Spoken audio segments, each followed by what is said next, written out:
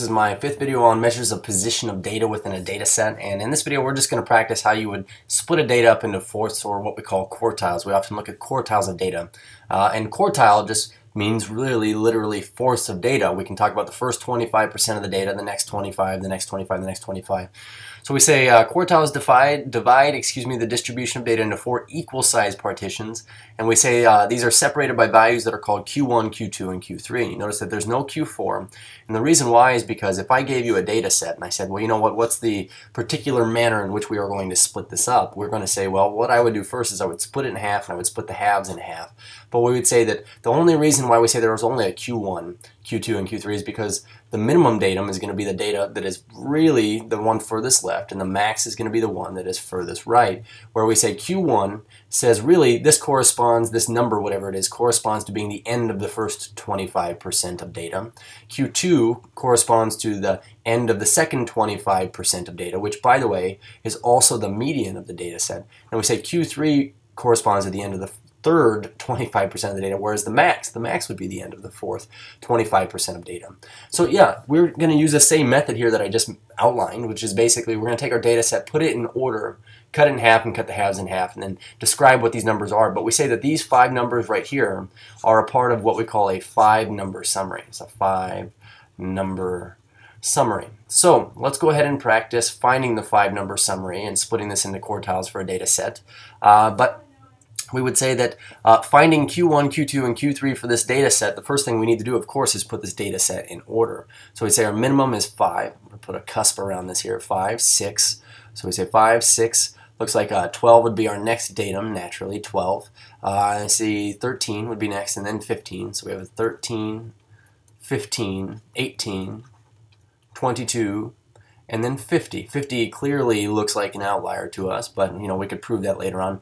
So if we want to find now, excuse me, the five-number summary, or split this into quartiles, we'll say, well, first of all, we got to find the median. So counting in, we could say, well, 5, 50, 6, 20. I'm just counting in here. 12, 18.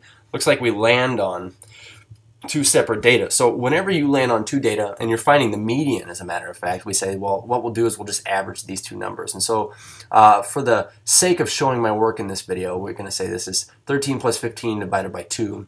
But we know better. The midpoint of this would be 14. I'm going to put a big fat box around that. And we're going to call this Q2. It is the end of the second fourth of data. So now that we have this middle number, or the median, notice I say here, Q2 will always be the median.